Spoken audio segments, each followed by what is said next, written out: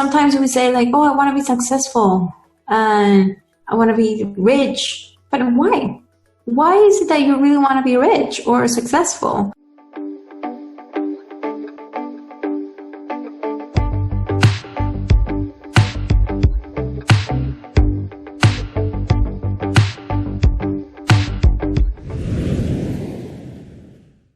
Hey guys, Dr. Viv here, and welcome on Reset with Dr. Viv. Today I have got a guest, Angie Carrillo. Hey! And hey guys, hey. And Angie is a serial creator, an entrepreneur, an advisor. She's also a communicator of the intersection of science, technology, and personal development through her new podcast, Hack Your Future.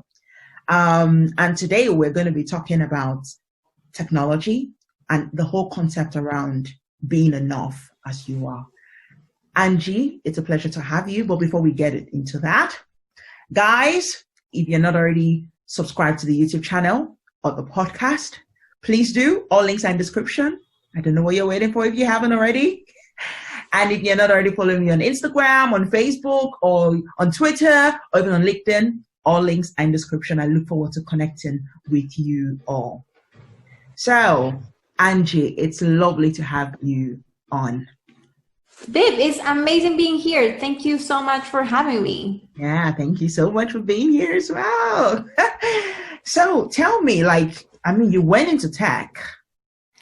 Yeah, but it wasn't a straight up journey, So I'm originally from Peru.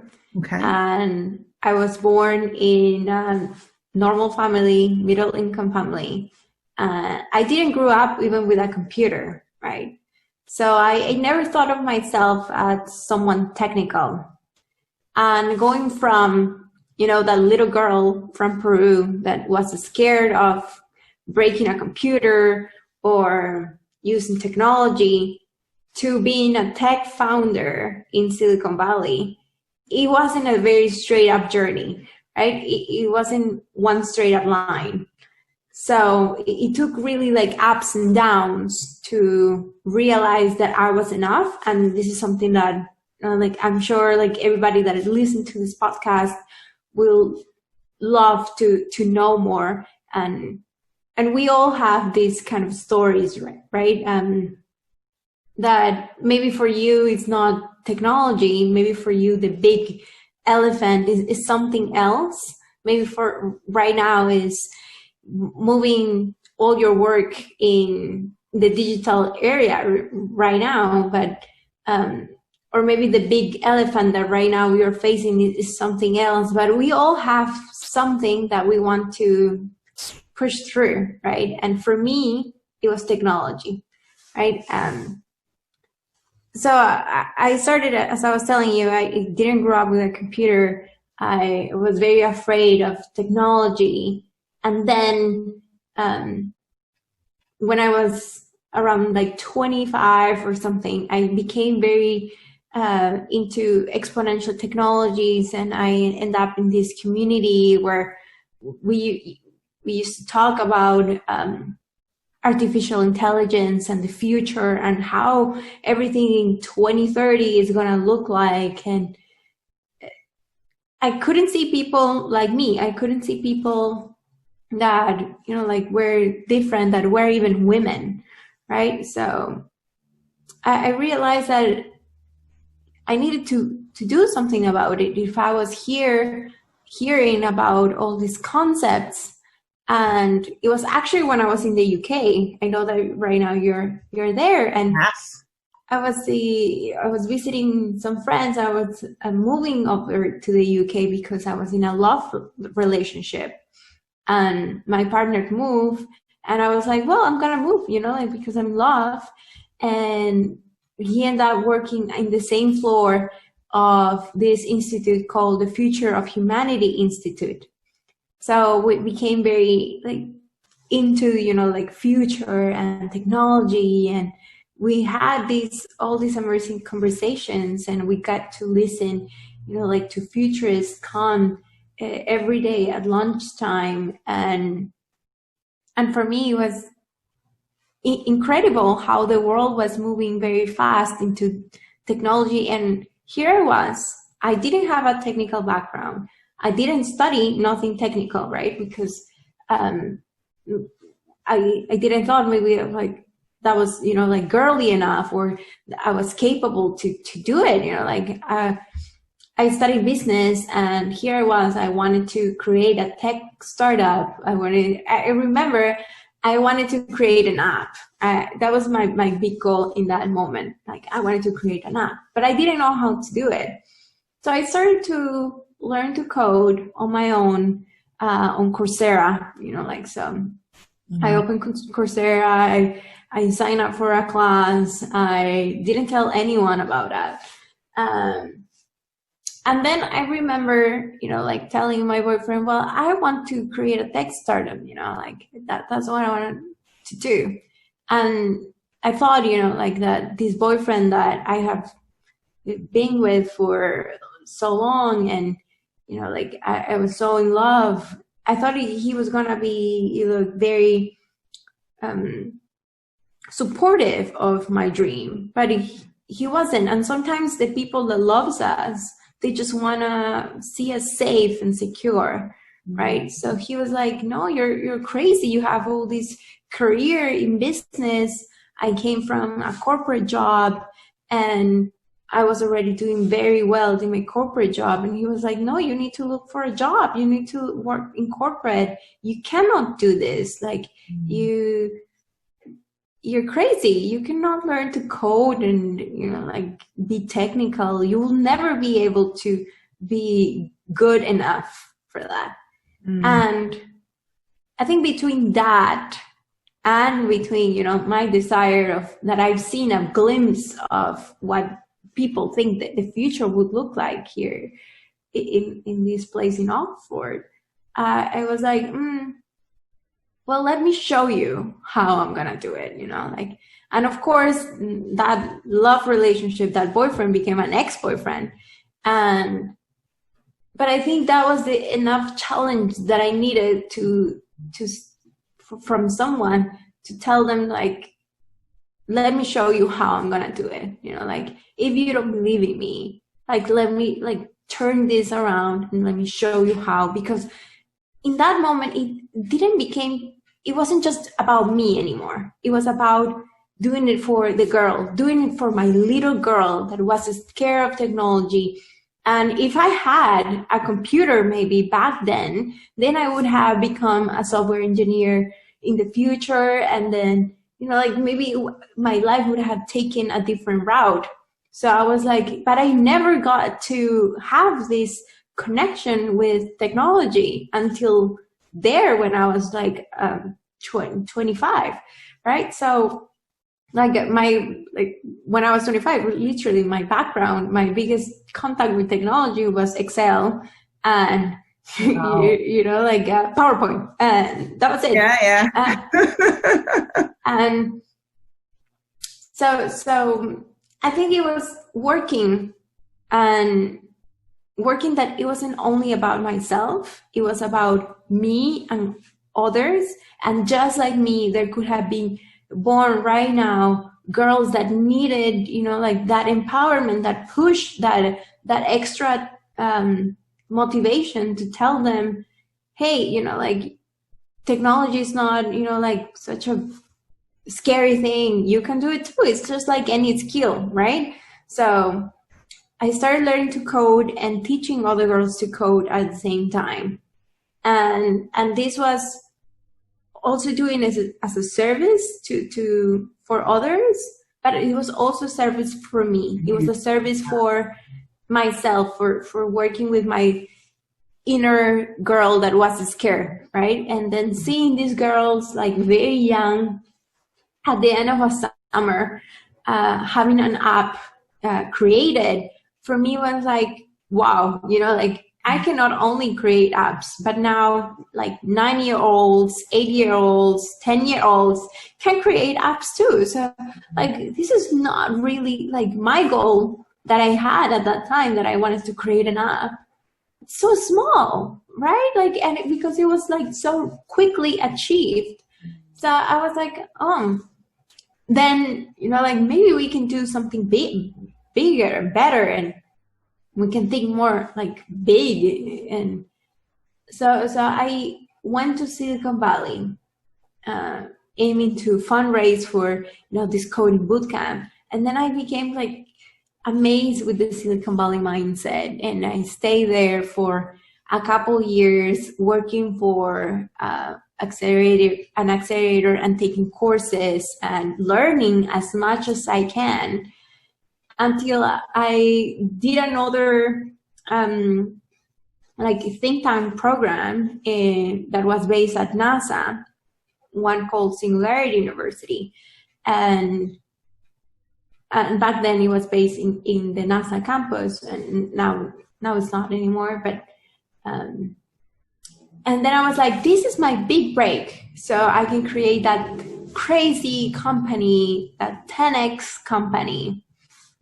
And I did it, like I gathered a small team. We created a biotech company. We fundraised very quickly, and it was amazing to see that, like that turnaround from the girl that was afraid of computers to the girl that was told that she can't, to a woman that was able to face her fears and do it anyway, right? So wow. Yeah. Wow. And it's so honestly, you're so inspiring. And your story is so inspiring, because to know that, you grew up without computers and now you're doing these amazing things. There are many times that people even think, I must have the background in it, but what you've shown, it's almost like you've shown that it's possible to get into tech at any point in your life. At any point, definitely. So I remember, like I was selected by Technovation, which was backed by the UN Woman, and I was selected to teach more content, to develop some content, to be a master educator for them, an ambassador for this UN program. So it was an amazing ride, and it showed me that at any point in time we can get into tech, and especially now that with everything happening in the world, we've been forced, everybody, to move into tech, right? It's just the way that things are gonna keep evolving. Everything has to be now with technology. Now technology is what I do for a living. Like now I'm an advisor on exponential technologies, and I teach, like big companies on how to use these technologies for their new projects, or how to disrupt themselves to not be disrupted by tech, right? So I wouldn't even imagine that I was set to become who I am and to do more things with technology in the future, right? Well, you more or less believed in yourself that you could. She believed in herself that she could, and she did. Exactly. And sometimes, even if we don't have anyone that believes in ourselves, sometimes we need to be that person for ourselves. We need to be like, well, the world is telling me that I cannot do this right now, but I'm going to do it. I'm going to show them how, right? And I'm sure, like you've been through this as well. But it's a moment, like it just takes one moment of taking one decision of like, I could let this sink me to the bottom, or I could let this be the fire and let me start, like a huge fire from this that happened. So it takes just one moment, one decision, that you either see this as a negative thing or you see this as an empowering thing to move forward, right? And it's so interesting also because of something you said, like, about your ex-boyfriend, for example, he cared about your security and safety. So he was not necessarily trying to discourage you, but he probably was, and in his mind, he was doing it from a place of safety and security. And it's interesting to point on that because so many times people care about us, those around us care about us. And they mean well for us when we share our dreams, but they indirectly try to kill it without even realizing that they are killing it. And they're not doing it from a bad place. But yeah, I don't believe he was doing it from a bad place. I believe it was just, like that he was concerned that I had all this career. I was already climbing the corporate ladder so well that why would I give all that? Why would I take away that and start again over? But I remember also that moment when I felt, I felt like in the pit of my stomach that I was climbing a ladder because I thought that was what I was supposed to be doing, and it wasn't for me. And I remember that moment where I felt, I was like, maybe this is not what I was supposed to do or just do, because I don't know, like you call it intuition, you call it gut feeling, there's also, like a really accurate connection between, what happens in your gut and your brain, and I remember feeling that same thing, that same gut feeling that, oh, this is not what I'm supposed to be doing at also some point in my journey as an entrepreneur. So it's not that there is one line and you have to pick between, your corporate job or being an entrepreneur. But it's about being aligned with your purpose, right? Like when you're from a point of view that you're thinking something, you're thinking that your values are some values, that you have for you. Like for me, freedom and honesty, and then your voice aligning that to the same values that you have, like freedom, and I'm being completely honest with myself, and I'm being completely free, and I'm free to talk. And then with the actions too, like am I being completely free to act and in resonance with what I think, what I say, what I do, right? And I think living on purpose is living in that coherent action, and that's the true freedom. And when we are not aligned, where we're thinking that our values are something, and then we're saying something, and then we don't act, and then everything's misaligned, I think it's where we get those gut feelings that our body is telling us that there's something that we need to be doing more about it. And that's so powerful, because a lot of times we find that we are going down the line because it's expected, or it's the normal, it's the safe thing, when we are called to a higher calling or higher purpose than where we are currently. Yeah. So that's so powerful. If I was going to ask you, what do you do in tech? Like, what was the first thing you developed? Because tech is so wide, right? And many times you're like tech. And it's so funny because for me, like the other day, I even forgot that I was technical until I was having a conversation with a friend of mine.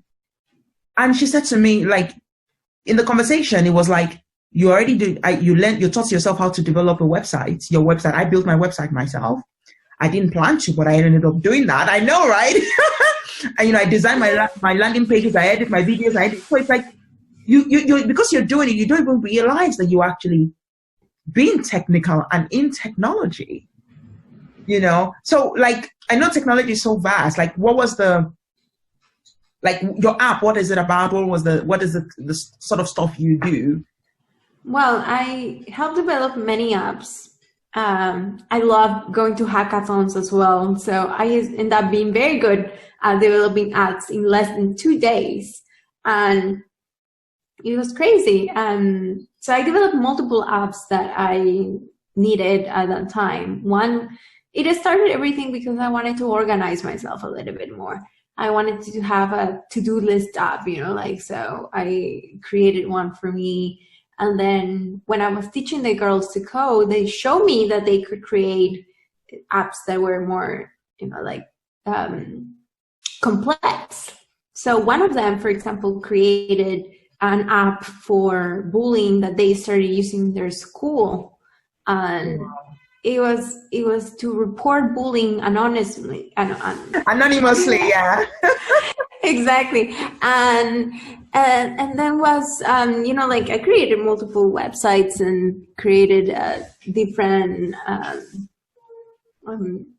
just things with technology, and created very like fast websites. I remember when I created this company out of Singularity in Silicon Valley, like I created all the website at the beginning, and in less than 2 days, we had, you know, like emails and a branding, and we looked so professional, and we end up presenting in front of like 2,000 people, and it was crazy, right? Like to take something from an idea to the real world through technology now is so easy. It's like you have an idea today, and then you buy a domain, and like you get all, you know, like branding, and now it's like everything's there. Like it exists in the online world. When people Google it, oh, it's a real company, when you don't know that it was just an idea a few days ago, right? So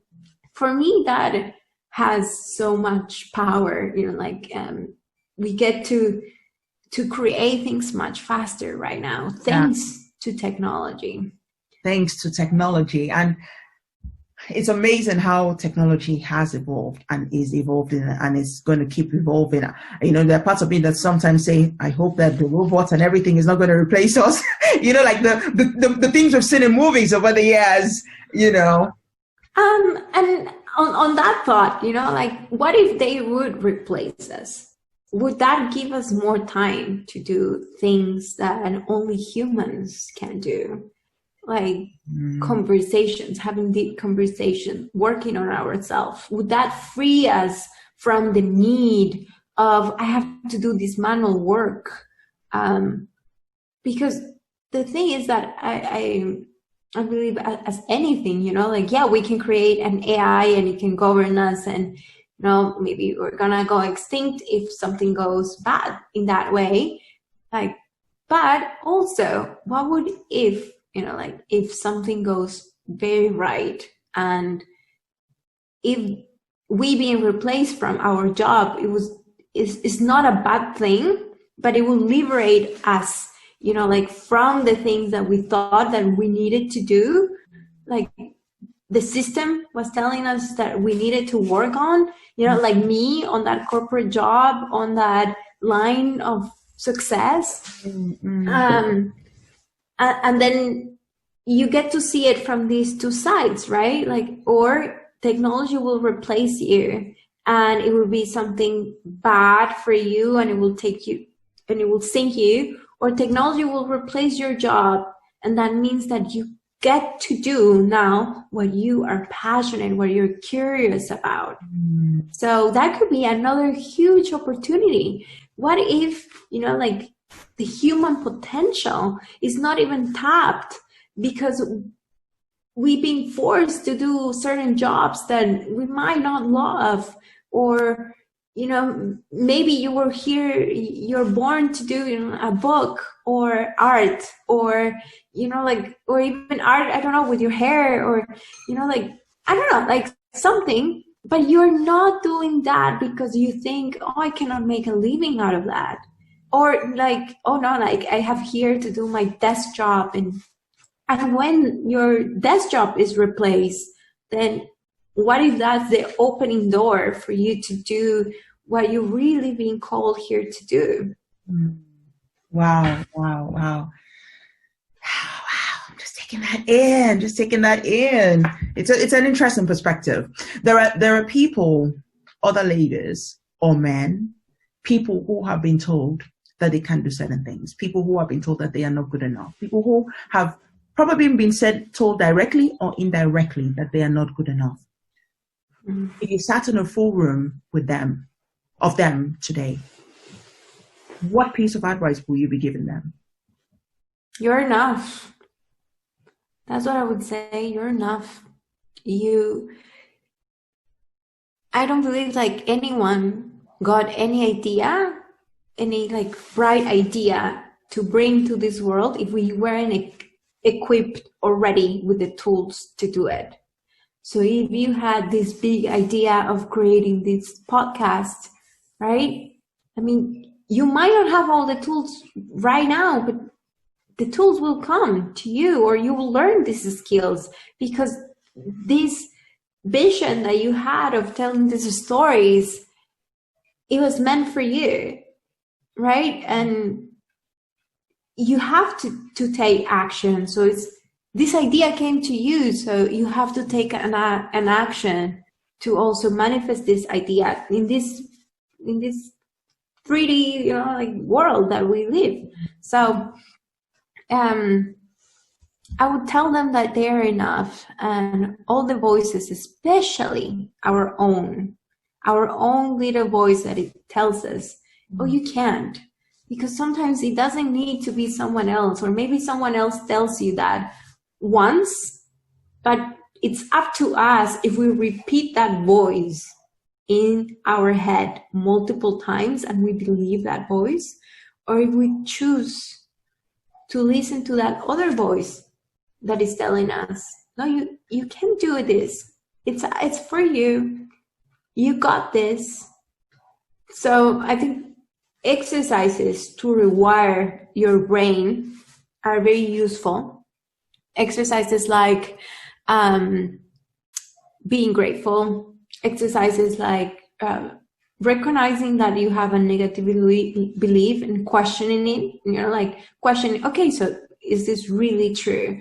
Is this true? Like, and if it wasn't to be true, if I was to be completely the opposite, will this be true as well? And then naming, like sometimes, like we believe in something, but we also know deep down that we can do it, but we're using that voice as an excuse.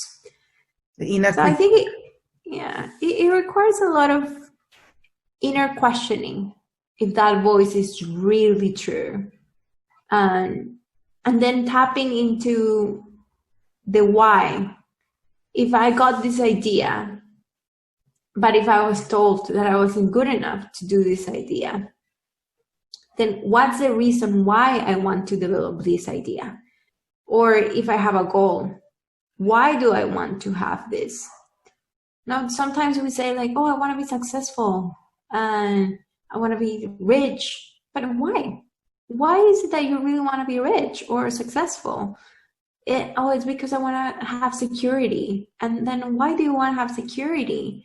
Like, oh, well, I want to have security so I can take care of my family. And then, okay, so why do you want to take care of your family? And then it's deep down because I want to feel loved, or because I want to have a feeling. Usually it's something that we already have, right? So for our fears or for, our goals or whatever, like asking ourselves why multiple times, at least 10, and getting deeper into why are we doing this, or why are we not doing this? It's so useful to really know your personal why, your personal motivation to do something, or your personal excuse on why you're not moving to do something. So Nice. Wow. Honestly, I feel like we need to have a second round of this. If people want to reach out to you, how can they connect with you, Angie? Well, they can connect on my website, Angie Carrillo, RRL.com, or they can look me up on social media like Angie Carrillo R. I'm happy to connect with everyone, and I'm also be launching soon my podcast, Hacking Your Future. So I'm gonna be just hoping to have you there, babe, as well, and like having more of these conversations and having like a second part of our conversation, because I know that there is so much that we can talk about. Yeah. Wow. And guys, it's going to be the link to Angie's sites is also going to be in the link in the description as well. And Angie, just before we go, like, there are many people that right now in the world that have been hit seriously by the pandemic. Many people are trying to find their purpose again. Many people are trying to find the right pivot for their lives and their careers. What do you say to them? What advice do you give these people as we navigate the world we are in right now? Well, I understand that right now is a difficult time for all of us. We've been set into this accelerated process, and now we have to navigate, like all the things that are happening to us. But I would ask you, like, I do believe each one of us has a piece of a big puzzle. And if we don't put our piece, then we're not completing the puzzle. So sometimes, like, people that we love will go through this pandemic, or our job will be gone, or something, and we might not see our piece very clearly. So I would honestly ask each one of us to take some time, reflect, and understand, why are you here? And doing this exercise of, the 10 whys, or doing some exercise writing, or being with yourself in meditation, or in any other practice that you are with yourself, it will allow you to tap into, why am I here? What is my piece of the puzzle? Not only knowing your passion, but transforming that passion into your purpose, into, okay, how can I do my passion and use it to serve others, to serve the world? What I was really put here. So I think asking ourselves these questions would allow us to start, questioning ourselves more, question our biases, question, like, where are we? Why I was born here? Why do I speak these languages? What I'm here? Like, asking these questions and start, like, talking about this with ourselves. Just the person that we need to tap more is what we need right now. We're in a process of integration and a process of rediscovery, and it's uncomfortable, but I'm sure it's worth it. Wow. The answers lie within. The answers are within. Yeah, it doesn't lie on someone else. No, it's here. It's when.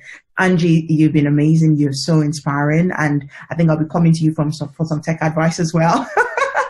But guys, like, it's been amazing having Angie, and thank you guys for listening as well. As always, if you haven't connected or subscribed to the channel, the YouTube channel or the podcast channel, links are in description. If you have not followed me on Instagram, if you've not followed me on Facebook, if you've not followed me on Twitter, if you've not followed me on LinkedIn, again, I'm not going to cry, but please do, guys. I look forward to connecting, and please connect with Angie as well. The links are all in description. Guys, it's been amazing having you on. And so until next time, take care, stay well, and God bless.